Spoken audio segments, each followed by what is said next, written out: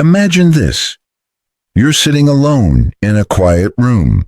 Not a prison, not a sanctuary, just a place where no distractions remain.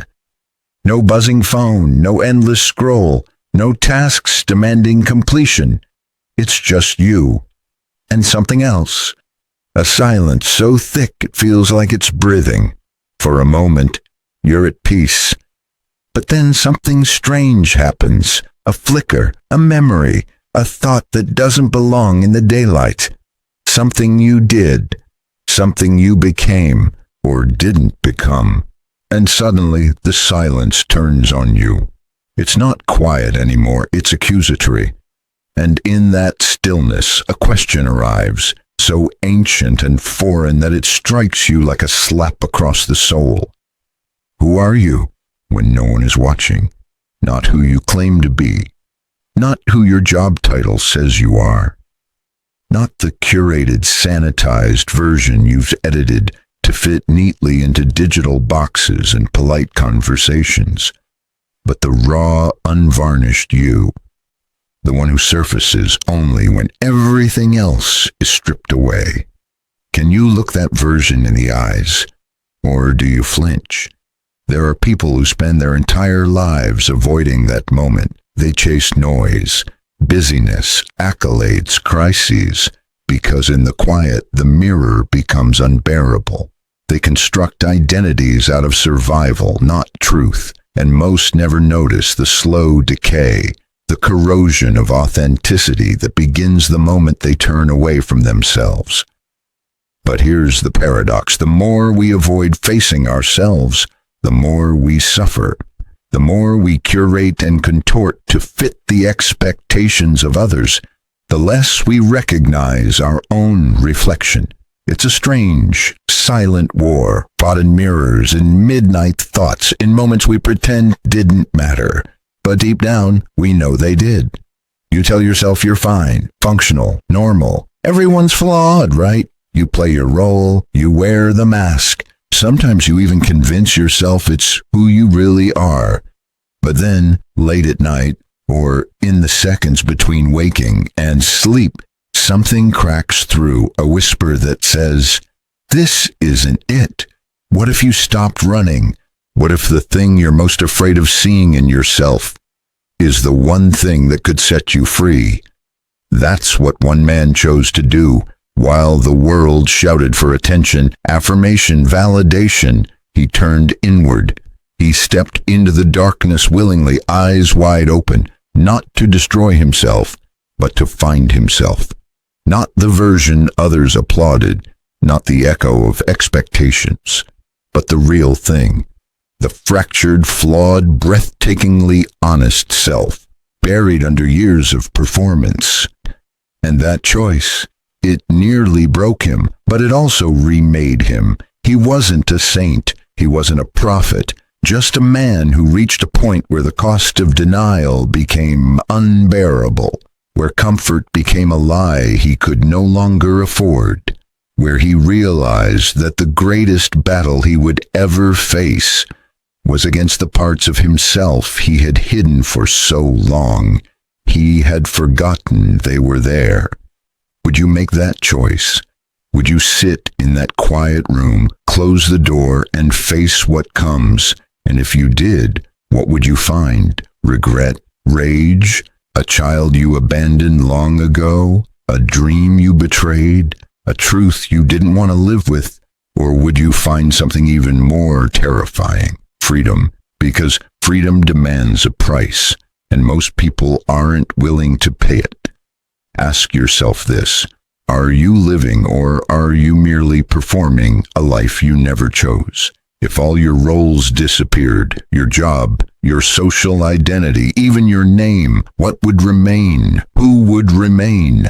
And if that person stared back at you in the mirror, eyes raw with recognition, voice trembling with unspeakable truths, could you say, "I see you, I know you, and I'm ready," or would you turn away again? The man who chose to face himself didn't do it because he was brave. He did it because everything else had failed. Success hadn't saved him. Love hadn't completed him. Distractions had only delayed the inevitable. And when the illusion finally shattered, all that remained was the one thing he had spent a lifetime avoiding, the truth. The truth that he was both the prison and the key, that the enemy he feared was not out there but within. You are not immune to that truth. None of us are. So the question is not whether you will face yourself. The question is, when? And what will be left of you when you do? You weren't born with a mask.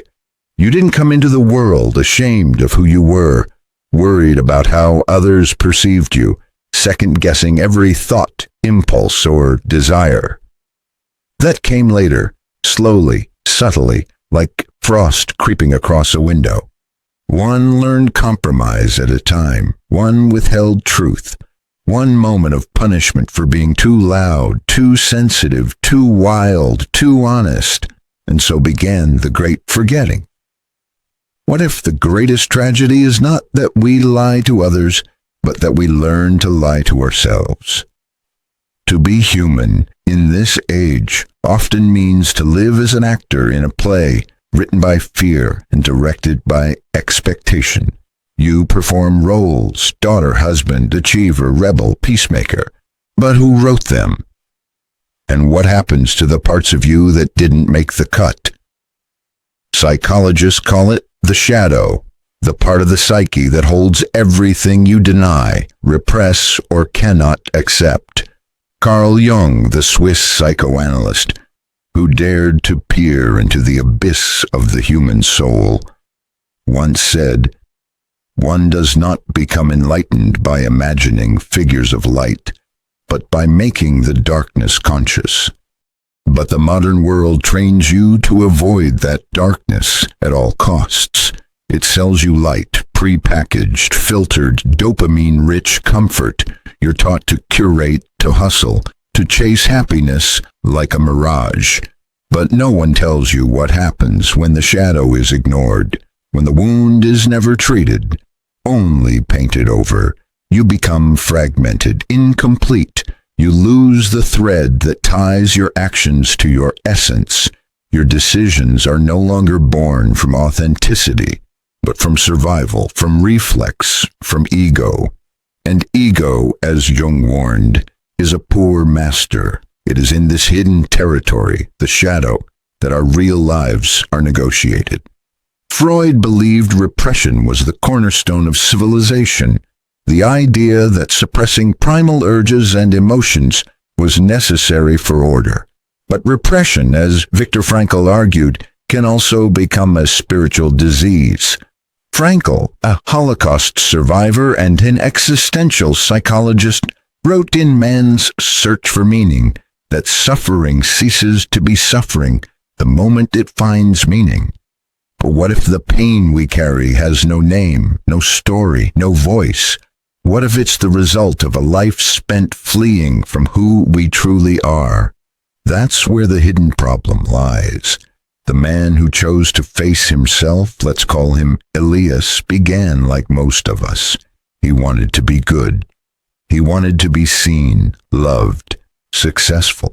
So he did what the world told him, worked hard, followed the rules, shaped himself into something acceptable. He became a master of adaptation, but with each adaptation, a small piece of him was silenced. The rage he wasn't allowed to express, the grief no one wanted to hear, the doubts he was told to ignore. Each buried feeling became another brick in the wall between who he was and who he pretended to be. Outwardly he thrived, inwardly he withered. Why? Because the self he had crafted was not built on truth. It was built on avoidance, and avoidance is the soul's slow death.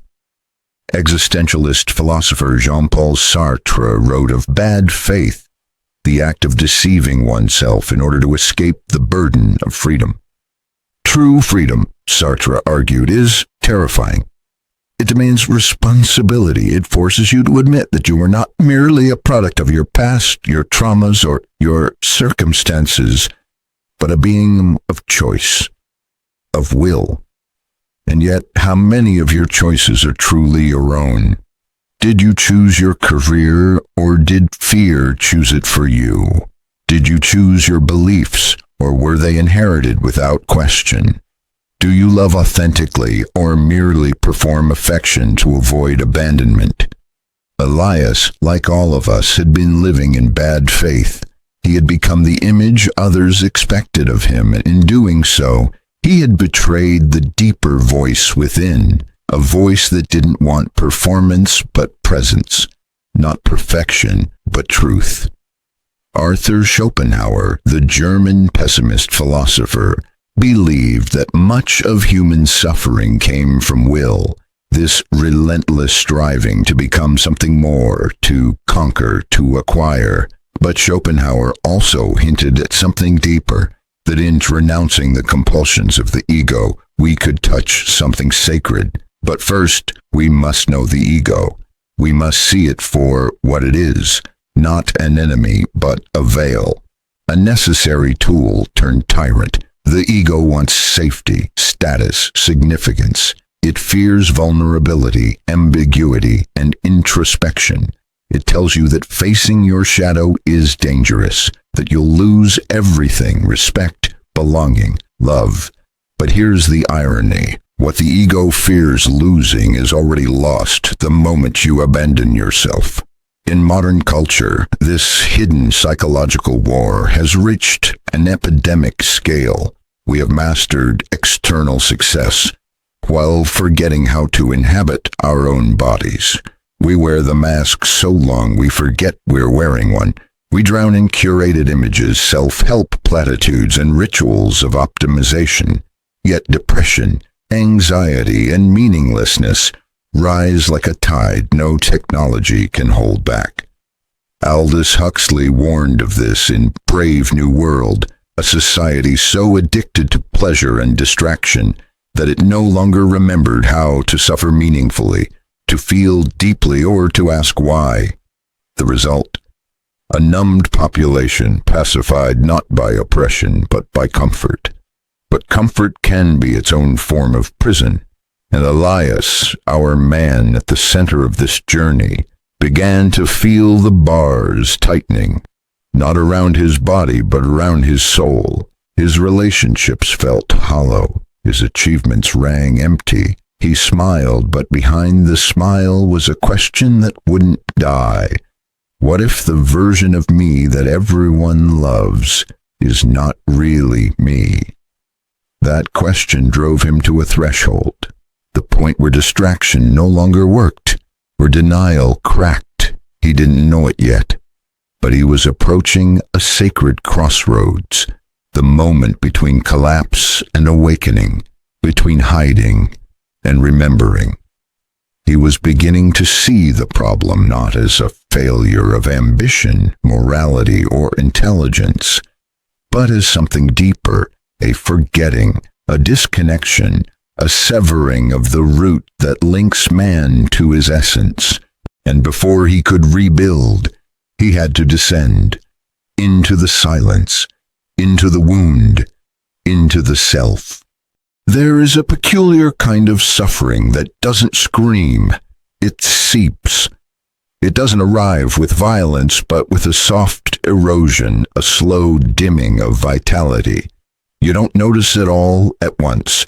It hides in subtle decisions, in the things you stop doing, in the laughter that doesn't quite reach your eyes anymore.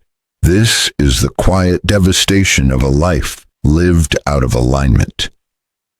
Elias didn't wake up one day and declare, "I've become a stranger to myself." Number it came on in whispers, a tightening in the chest during conversations that used to excite him, a disinterest in the passions that once lit him on fire, a nagging sense that he was acting out a role that had long since stopped fitting, like a suit tailored for someone else's body. He still did what he was supposed to do. He paid bills. met deadlines, kept up appearances, but underneath the machinery of daily life, something was decaying. And here's where it gets terrifying. No one noticed, not even Elias at first, because our culture is designed to reward the surface.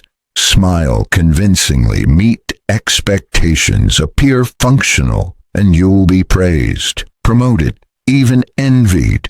But none of these external validations can touch the internal fracture, that invisible chasm between who you are and who you perform to be.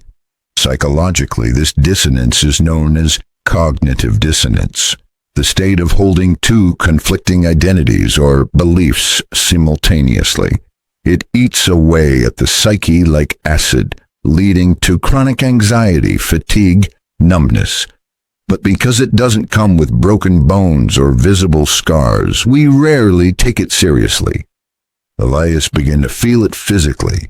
Exhaustion that sleep couldn't fix, a weight behind his eyes, irritability with people he loved. He was losing access to joy. His body was registering what his conscious mind still denied. He was living a lie, and the body always knows.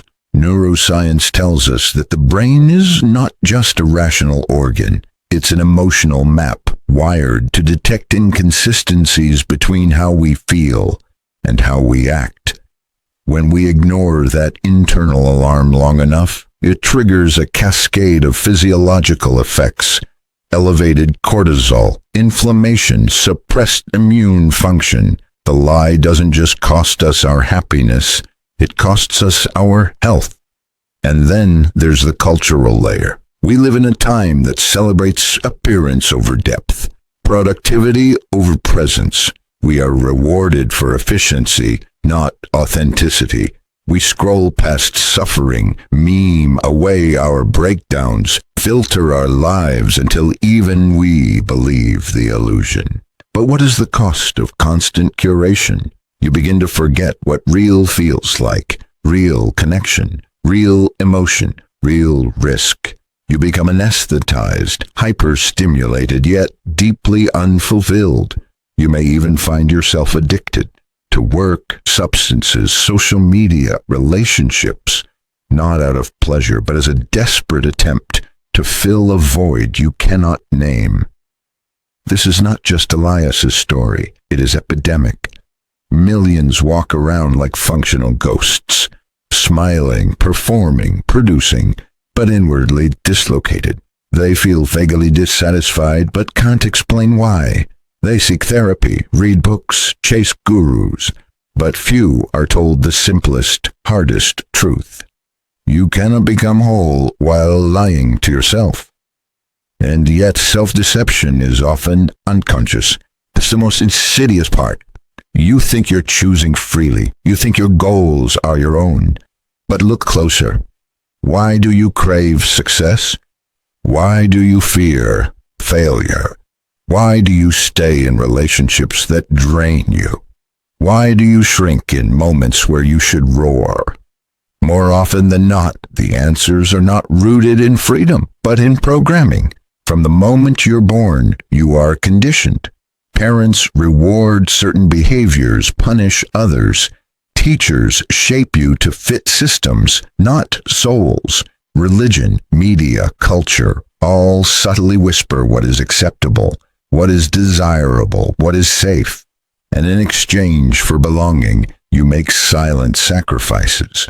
Small ones at first, but over time they accumulate, until one day you wake up living a life that feels foreign. Elias began to notice these fractures in himself. He'd say yes when he meant no, laugh when something hurt, numb out when things got too quiet. He wasn't sure when it started, only that it had become normal. But normal isn't always sane. Philosopher Erich Fromm once wrote that in a sick society, being well-adjusted is not a virtue. If the society itself is emotionally avoidant, spiritually bankrupt, and addicted to image, then adapting to it means becoming estranged from your own soul. Elias had adapted beautifully. and it was killing him. He began to see that the real prison wasn't external. It wasn't his job, his relationships, or even the pressures of society. It was the internalized voice, the one that said, "Don't rock the boat. Don't ask for too much. Don't show them who you really are." This voice, forged in childhood and reinforced by culture, had become a tyrant. It whispered that honesty was dangerous, that vulnerability would lead to rejection, that authenticity was a luxury he couldn't afford. And so, he silenced himself, over and over, until his silence became a scream. That scream took many forms: burnout, disconnection, apathy, but beneath them all was a singular ache, the ache of betrayal, not betrayal by others, but betrayal of self. And here's the truth most never say out loud. The pain of being rejected by the world is real, but the pain of rejecting yourself is far worse. Elias was beginning to understand this. He hadn't faced himself yet, but he was close. The illusion was cracking. The roles were slipping. The distractions were losing their grip. And in that terrifying clarity, he saw the real danger was not what he might lose by being honest, but what he had already lost by pretending. So he made a choice to stop running, to stop numbing, to stop performing, and to begin the hardest, bravest rebellion a person can undertake, to become real. But what does that rebellion look like? How does one turn inward when everything screams to look away? That is where the path begins to change, from decay to awakening. It doesn't begin with fireworks, no dramatic declarations, no spiritual lightning bolt descending from the heavens.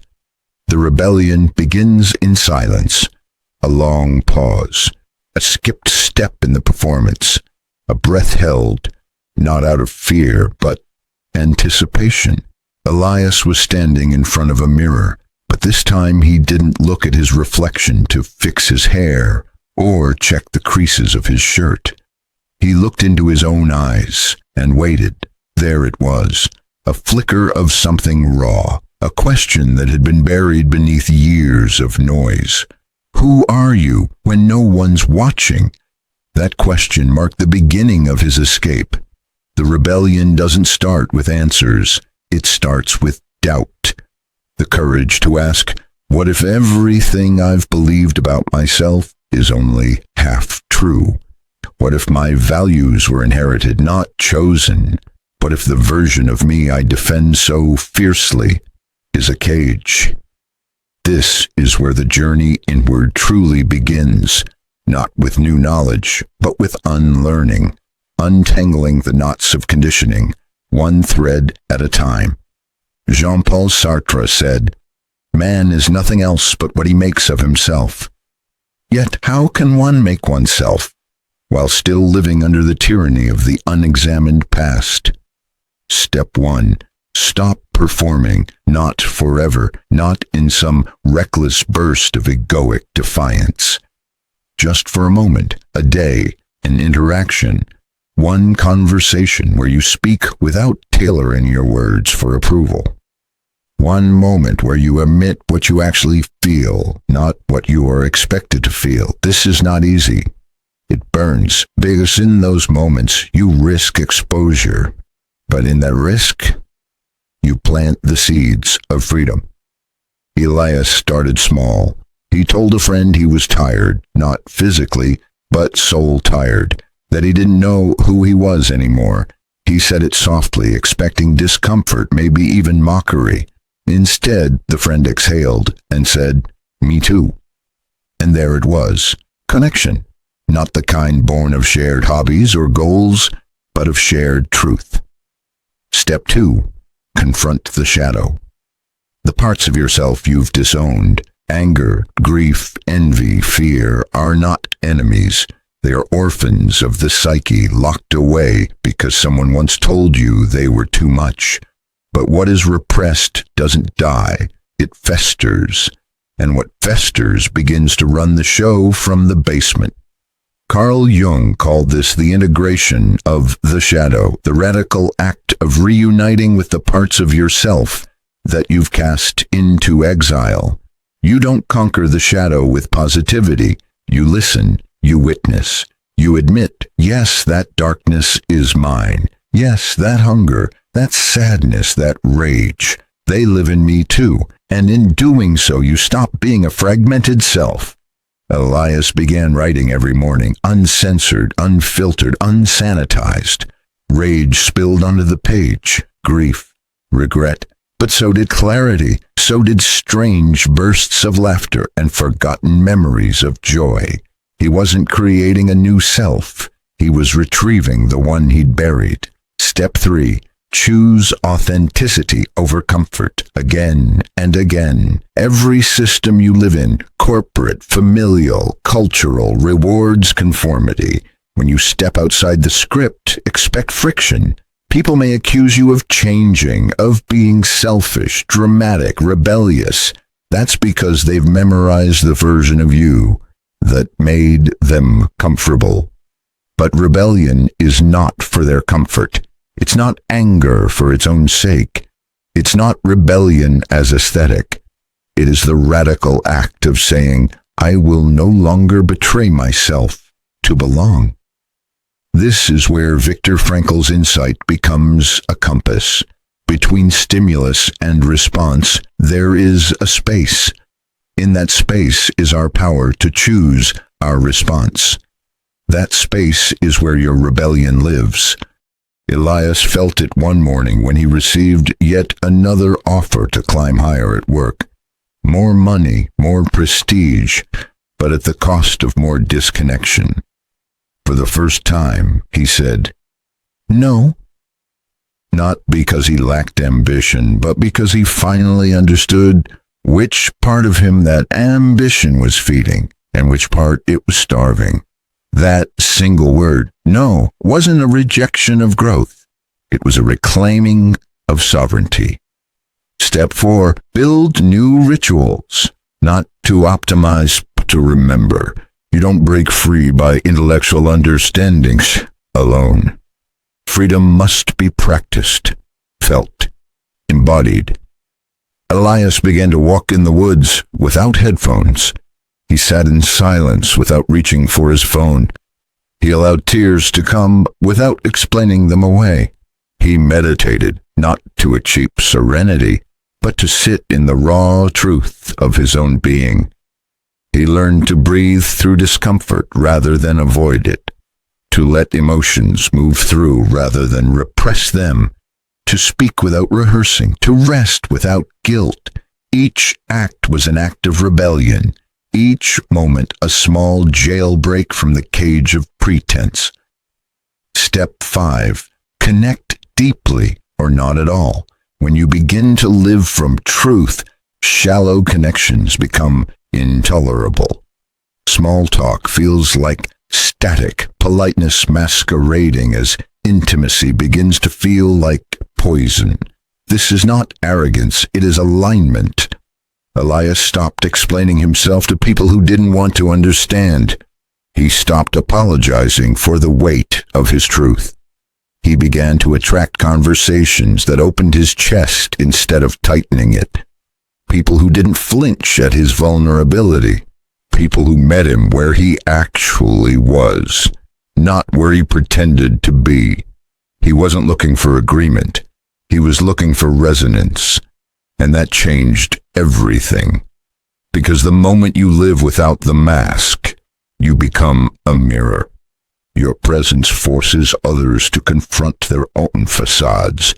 Some will retreat, others will rise, but you will finally feel whole. This rebellion is not loud. It doesn't come with parades or applause. It happens quietly in unseen corners of the soul. But it is the most powerful act a human can undertake, because it is the journey home, back to the self, back to the sacred wound, back to the voice that was never lost, only forgotten. But there's one more threshold. Even after all this, a deeper question waits in the shadows, haunting, patient, final. If you are not your past, not your roles, not your trauma or achievements, then who really are you? That question is not answered by rebellion. It is answered by revelation, and Elias was finally ready for the ultimate truth. There comes a moment in every transformation when silence becomes sacred.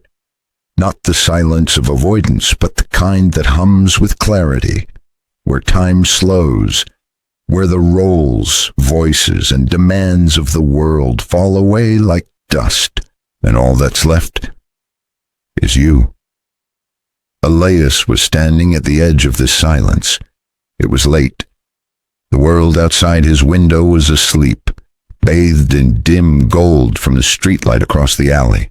But inside he felt something stir, an ache, a pressure behind the ribs, as though something long buried was rising. He didn't resist it. Instead, he let himself fall into the quiet, into the terrifying freedom of nothing to distract him from himself. No phone, no voices, no tasks, just stillness, just breathe. And that's when it came, not as a thought, but a knowing. He was not who he believed he was. He was not his job title, not the son his parents had praised and punished, not the persona he had carefully constructed, not even the rebel he had recently become. Those were costumes, roles played the theater of survival, but underneath them all was something else, something ancient, untouched. It was not an identity, it was a presence, a watcher, a witness, the I behind the name. And for the first time in his life, Elias understood what mystics and sages had whispered across centuries from mountaintops and monasteries. You are not the mask, you are the one who sees the mask. The man who chooses to face himself does not find a fixed identity waiting behind the lies. He finds space, emptiness, but not the emptiness of despair, the emptiness that contains all possibility. And in that space, a paradox. There is no self. And yet, you are more yourself than ever. The Buddhists call this anatta, the no-self. Eckhart Tolle calls it the awareness behind the thinker. Ramana Maharshi simply called it the question, who am I? It cannot be grasped through intellect. Elias had tried. For months he had read, meditated, journaled, stripped away layers like a sculptor. But the ultimate truth does not arrive as data. It arrives as death. The death of who you thought you were. That night, something in Elias broke, but not in the way it had broken before, under pressure or sorrow. This was a holy breaking, a surrendering of control, a collapsing of illusion. Tears came, not of sadness, but of recognition.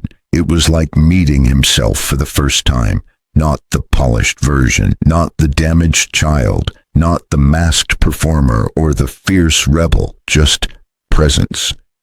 And in that presence, a strange kind of joy, not the giddy high of achievement or romance, but the soft, sacred joy of being, of realizing that nothing more was needed to be complete. He did not need to become someone. He only needed to remember he was already enough. This was the final rebellion, not against society, not against his past, but against the lie of insufficiency. The voice that says, you must earn your worth. The illusion that says, you will be whole when... He saw it now for what it was, a cruel mirage, a prison without walls, because the truth is devastating in its simplicity. You are already what you seek, the longing, the striving, the becoming. It all collapses in this one realization, not because growth is wrong, but because it's incomplete without presence, without this anchoring in what is. He saw then that all his suffering, his anxiety, his fear, his need to prove, stemmed not from who he was, but from forgetting who he had always been beneath the noise.